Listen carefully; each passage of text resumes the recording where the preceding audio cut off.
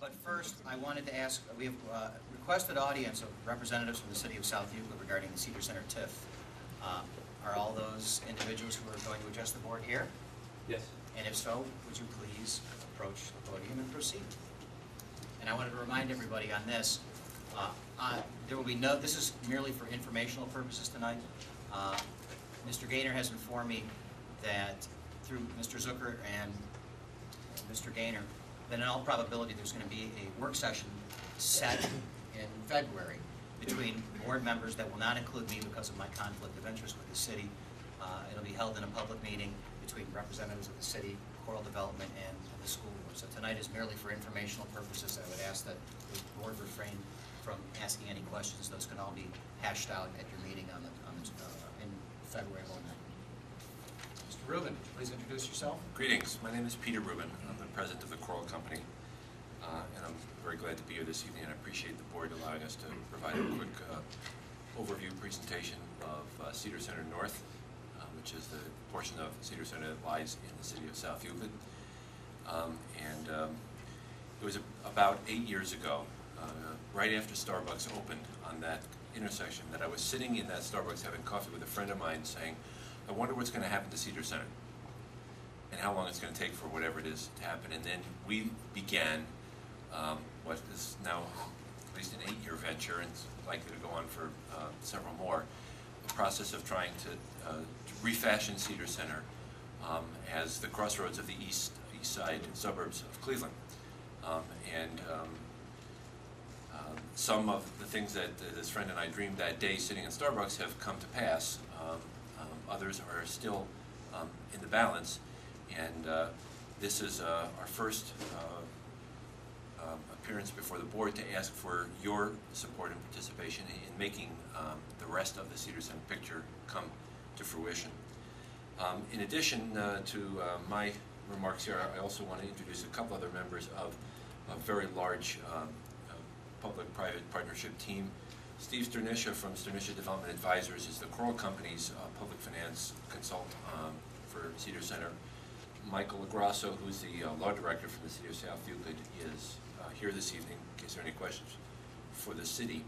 And you'll hear from Jeff Frank shortly, who's with the Capital Markets and Public Finance Group at Key Bank and advises the city of South Euclid on all of their municipal finance issues. Our vision for Cedar Center has been, from the first time we thought about what really should happen there, what changes need to be made, are that Cedar Center is not a shopping center, it's a district.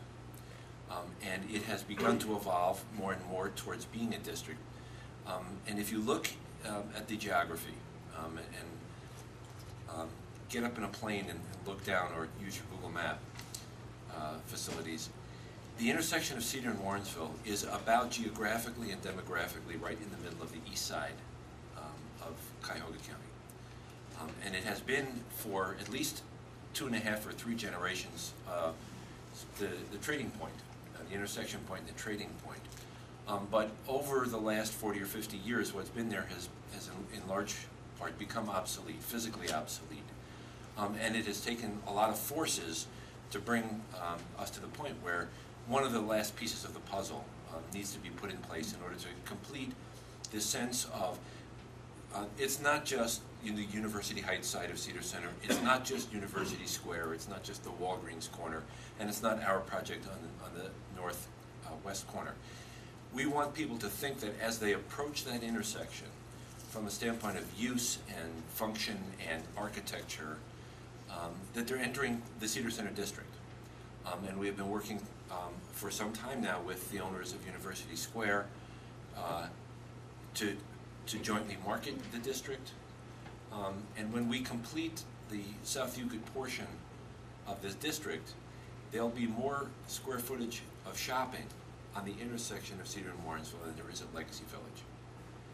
And that starts to, it's broken up so the mass feels differently and we'll feel differently, but that's a sense of the impact that we can have. And by engaging more and more in the integration of uses, vertical and horizontal integration of uses on that intersection, we collectively really have an opportunity to create a real magnet for the communities that surround this intersection. It's not just for South Euclid. It is for my home community, which is Cleveland Heights, and it is for University Heights, where we're now a corporate resident. Our offices are above the Whole Foods now. And so this territory is near and dear to us personally, corporately, and I think is critical to all the communities in the Heights area and in the near East Side suburbs. The plan today is that once the site is cleared and all of the consultants have had all of their work done and the TIF is in place, one of the remaining elements that we have to secure with your cooperation, that the South Euclid side of Cedar Center, which is today about 130,000 square feet of space, soon to be gone, will be turned into about 210,000 square feet. So we will be increasing the density, and we'll be doing that by going vertical. There will be 5 or 6 buildings, and the uncertainty will depend on how some of the users that we're talking to that want to be freestanding will go in combined buildings and create a walkable shopping and housing district. As we have toured cities across the country looking at transit-driven mixed-use projects, there are 2 elements. Whether we've been in Denver or Atlanta, Pittsburgh, Philadelphia, New York, Las Vegas, those lifestyle centers, if you will, that are new, all try to recreate what we have here already, which is a critical intersection, a retailing base, and a very strong but mature housing stock around it. We've worked very hard to find the right mix of uses at Cedar Center, and it's going to be about 120,000 square feet of commercial space, market rate, high-end, small apartments, attractive to students, graduate students, young professionals, and particularly oriented towards those industries in Cleveland that continue to provide economic dynamic to our region, healthcare and academia. And one building will be 4 stories. It will be the iconic building that sits in the middle of the site. The others will be 1- and 2-story buildings. Part of the program is a civic space, because for the Cedar Center district to really become a district, it needs to be a 24-hour place, which is why bringing as much residential to that intersection as possible is critical. And it needs to have some great civic space. So in the midst of the project will be about a 3/4 of an acre park that will be designed to be an outdoor room, a place you would want to go whether you're just grabbing coffee from Starbucks and meeting with a friend, or perhaps enjoying an art show, but creating as walkable a district as possible, all anchored by this green civic space in the middle. When we are through with the Cedar Center North portion of the district, we'll have a place in Cleveland that's unique.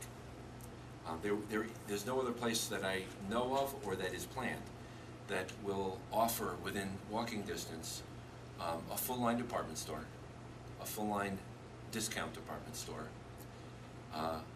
10+ restaurants on your choice from quick to sit down and dine, 2 drugstores, several banks, an ice cream shop, a Starbucks, an outdoor park, new housing, a Whole Foods, and the rest of the complement of businesses that exist around that intersection. And although it's been done as pieces of a puzzle, this last piece helps to cement and improve the quality of each of the other quadrants of this intersection, and hopefully becomes an economic engine that reaches beyond and makes the communities that surround it more desirable to live in, to work in, and to invest in. So I'm going to ask Jeff to come forward and talk to you a little bit about the structure of the TIF that we have proposed to the board, and then we'll be happy to answer any